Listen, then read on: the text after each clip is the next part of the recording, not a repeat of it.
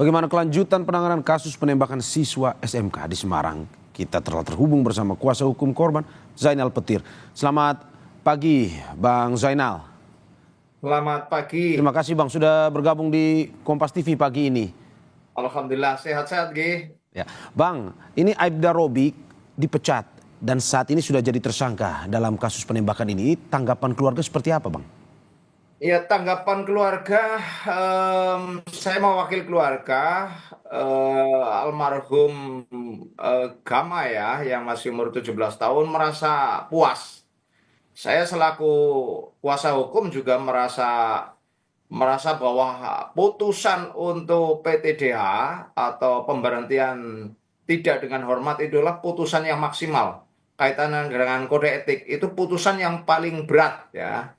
Itu sudah sesuai dengan perbuatan yang dilakukan oleh eh, pelaku penembakan itu si Robik itu.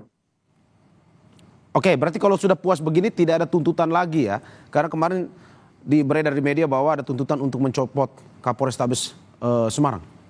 Jadi begini, itu kan ada dua perkara yang nanti melekat di si penembak itu, Pak Robik itu ya. Satu kaitannya dengan kode etik. Kami sebelumnya sehari sebelum diputus oleh Komisi Etik Polda Jawa Tengah, saya itu sudah menduga bahwa sebetulnya unsur untuk dipecat sudah sangat kentara, sudah jelas karena posisi dia tidak dalam rangka tugas, tidak sedang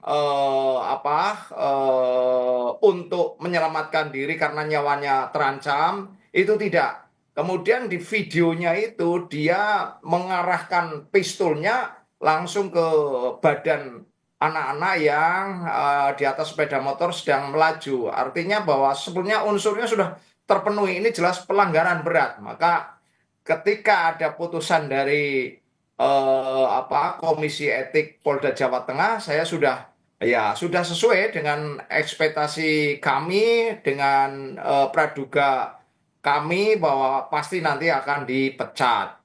Yang selanjutnya begini, em, ini masih ada pidananya.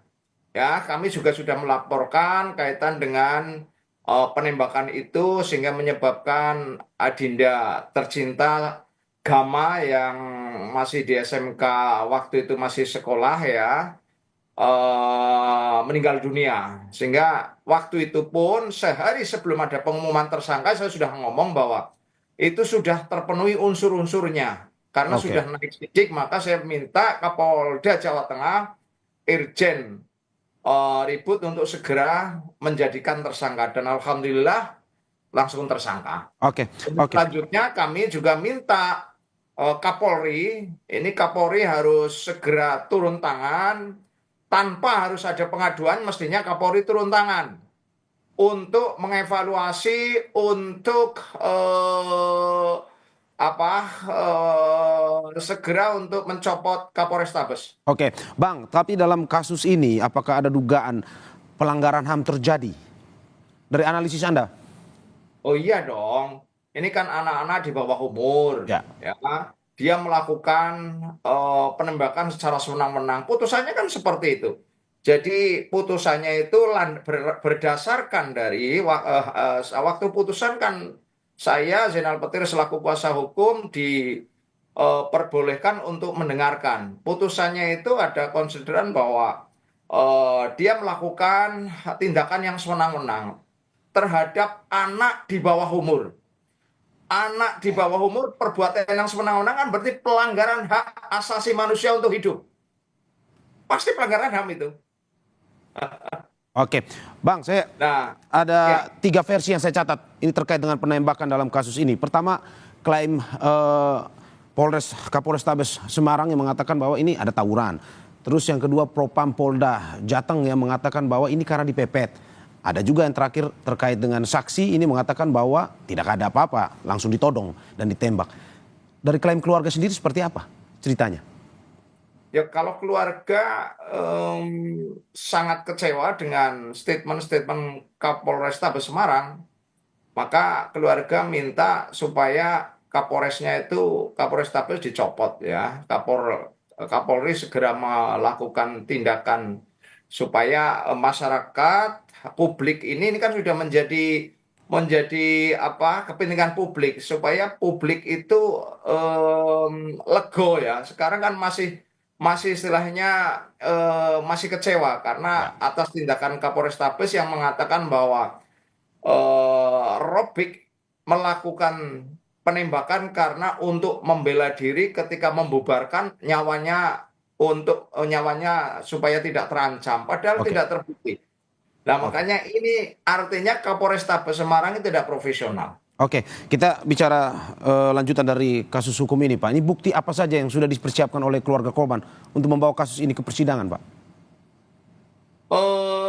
Bukti-bukti kan bukti itu terdiri dari bukti saksi-saksi ya. Saksi-saksi sudah jelas menyatakan bahwa waktu penembakan tidak ada peringatan, kemudian ada videonya, ini bukti elektronik juga ada, kami juga sudah dapatkan.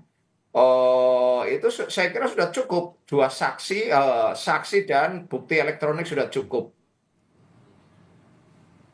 Oke, Pak, ini mau kilas terkait dengan kondisi keluarga. Ini sampai saat ini kondisi psikologis keluarga korban bagaimana, orang tua nih khususnya? Apakah sudah bisa menerima kejadian ini dan juga tindakan hukum yang dilakukan kepada pelaku atau bagaimana? Ini kebetulan saya kan diberi kuasa oleh awalnya tiga ya. Kan yang ditembak itu ada tiga. Yang Gama ditembak eh, meninggal dunia. Yang dua saudara A itu ditembak dadanya, tapi dia bisa menghindar karena ketika diarahkan pistolnya dia sudah indo, istilahnya menghindar, cuman masih kena keserempet dadanya terus masuk ke tiang gitu loh.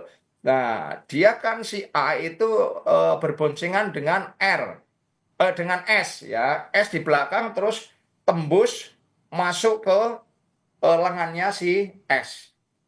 Jadi perlu disampaikan bahwa penembakan itu tiga orang, bukan hanya satu, satu yang meninggal dunia. Untuk Adam, saudara Adam itu keluarganya jelas masih masih kondisi sangat-sangat sedih, Mas. Ya. Karena waktu itu dia mencari anaknya mulai jam 12 malam sampai baru diketemukan itu jam satu siangnya, paginya terus siangnya. Itu pun yang memberitahu bukan dari anggota polisi, tapi PNS Polri gitu loh. Oke, Jadi terakhir Pak, ini terkait. masih sangat sedih sekali, Pak.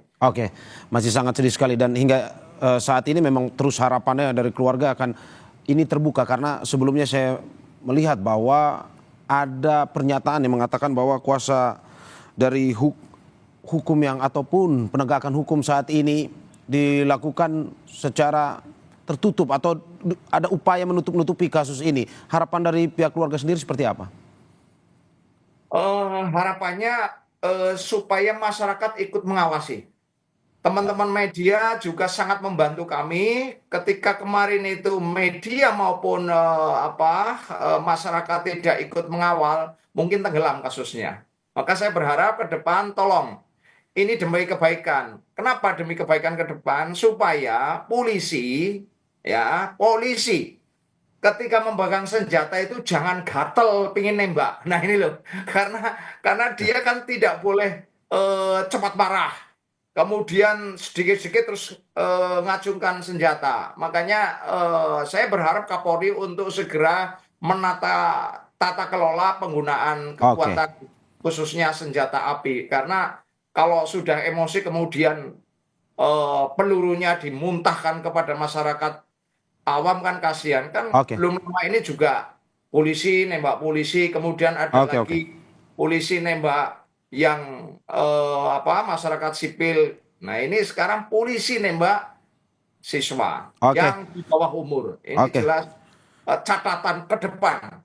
Ya, saya kenapa kami konsen untuk mengawal ini supaya polisi ke depan lebih baik. Saya Oke. justru ngeman kepada polisi supaya polisi baik, institusi baik, polisi-polisi yang nakal ya dibersihkan. Ini menjadi catatan ke depan ya Pak ya. Terima kasih Ya, Pak Zainal Petir atas dialognya pada pagi hari ini. Semoga ya. sehat selalu. Terima kasih sama-sama.